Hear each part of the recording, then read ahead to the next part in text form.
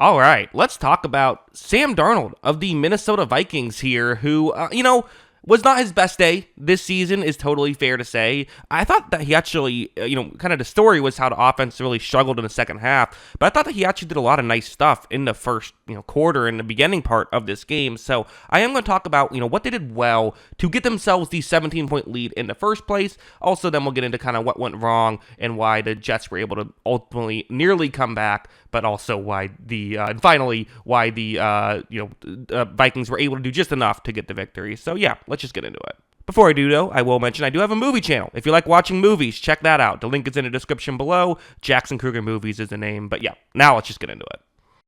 Let's start off with this play. It's, I think, a good example of showing that when things go well for Darnold, why they go well. And one of the things I think he's doing a great job of this season compared to other seasons is just being able to be patient, to relax, and to kind of let the play develop. This is the concept where it's a cover 2 zone, and there's several routes going deeper down the field, right? Usually those are the ones you want to look towards. Sure, it's 3rd and 2, all you need is 2 yards, but you want more than this. Darnold takes the snap, he's going to look down the field, but underneath you see that there's that Minnesota player who's going to eventually get open. He's about to cut towards the bottom of the screen. He will get open, it's just going to take a little bit of time. I think for Darnold, you would see him with the Jets, he would be pushing the ball down the field now, right? He'd be trying to make the big play happen or just kind of hurrying it up and trying to run now at this point. But he has a really good pass protecting offensive line, and especially with it kind of just being a 3-man rush here, it almost looks like there's a spy as the 4th man, which I'm not sure exactly what's going on there. But because there isn't a ton of pressure as well, Darnold kind of just reads this and is just way more relaxed than we've seen him in previous years. Watch him get to the next read, he's able to flip it, and they're able to pick up actually a pretty big gain as it turns out, but they're able to pick up the first down, which was the most important part of that play. It's just good football here from Sam Darnold. Sometimes it's not about getting rid of the football quickly. Okay, a lot of times it is. A lot of times that helps, but not always. Sometimes you have to hold on to the ball for that extra second, and he was able to do that there. There was also this play, which is going to be a man coverage concept that the Jets are in right now, and the Vikings just have a really good play design here, trying to get Justin Jefferson open. They're going to be running just a pick play right here. Watch how when this play begins. I mean, you see, it's looking pretty good if you're a Vikings fan right now. It's one of those things where the way it works is you're not allowed to just run a route solely for the design of getting in the way of a defender. But if it looks like it's a route that has another purpose, it has actual, like, you're trying to get open, then they'll allow it, which is kind of a weirdly subjective rule, but that's the rule. Because the Jets defender is making so much contact, you can't really argue that the receiver isn't trying to run a route, because he couldn't be trying to run a route because he's getting contacted with right here. So therefore, when multiple Jets players run into the pick, Jefferson gets wide open, is able to make a grab. Again, it's not part of what makes the Vikings so great is I think a bad football team says, oh, we have a great receiver, but let's just let them do their thing. Don't get in their way. I think a good team says, we have a great receiver, well, let's still scheme up ways to get them open. Let's still, use them as a great tool. And listen, there will be times when they just go up and make a play even when things don't work, but let's still try to do what we can to make things easier for even our best players, which is what the Vikings do and why they've been so, why these plays work so well. And then also just something like this, which is more of a traditional play. It's a zone coverage concept by the Jets. The Vikings are going to run a play action. Jefferson going over the middle right here. Darnold makes this throw, and again, you see there's a window. Jefferson cutting over pretty well. I mean, this is really good stuff here by the Vikings to get this open. But at the same time, like, it's still not the most wide open throw you'll ever see, right?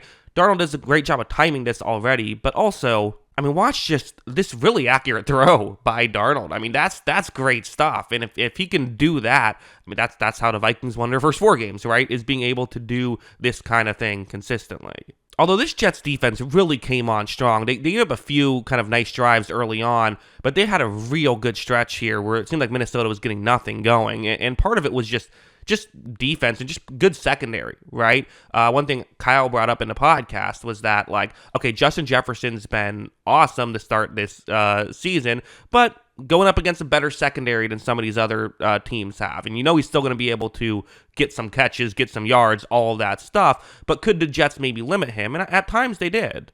Watch how when Darnold takes the snap, he's going to look over and he's just firing it towards Jefferson because it's a route that definitely can work against this coverage for sure. But you see the corner here is playing aggressive, not being afraid of Justin Jefferson, which is something that happens when you're going up against a good corner. A lot of times, or good receiver, excuse me. A lot of times, corners play too far off because they don't want to get burned for a touchdown, but you have to play defense. And that's what he does right here. I mean, could Justin Jefferson have made a play?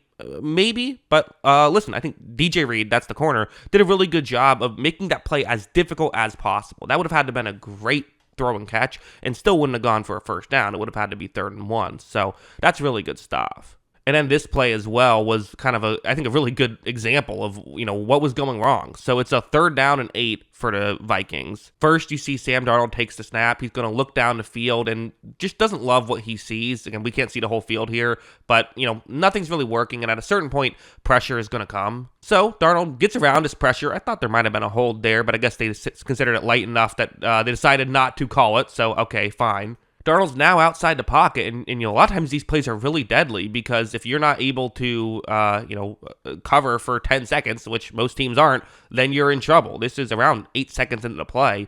This is difficult. Actually, it's closer to 9 seconds. So, I mean, this is a long time to cover. This is, 4 or 5 times as long as you usually have to cover on a play. But Darnold still has to throw this football away. And, listen, when you get outside the pocket, okay, half the field has now essentially been taken away. But still, usually someone can get open in that time. But the Jets just covering really well in this game. And I got to go over here because, listen, I can sit here and say, well, there was good coverage, and there was, but still, Darnold was missing throws in this game. I mean, this was not a great Darnold performance. I didn't think he started strong, but I thought things got a bit rough in the second half. First here, you see the defender covering Jordan Addison falls, but Darnold just puts that ball too far. You also had this one where Darnold was going to, while throwing, on his back foot, really not even come close there. And then this play where what's going to happen is, this is the dagger, okay? Those other ones you can live with. Your defense is playing great. It is what it is. This is just a brutal mistake, quite frankly, by Sam Darnold. So it's a 3rd down and 15. You're up 2 scores, and there's, just under 10 minutes left. I honestly thought the Vikings might just consider running the ball here or go for a screen pass, play some field position, you kill an extra 40 seconds. That, I think, is something that a lot of people would do in this situation.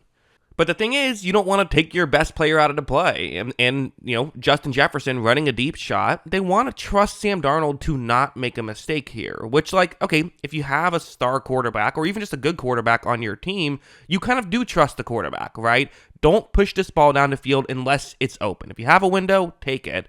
And to be honest, I'm not even going to crush Sam Darnold's decision here. You see when he makes this throw, there is a window. To me, this is worth the risk right here, trying to get the, first down.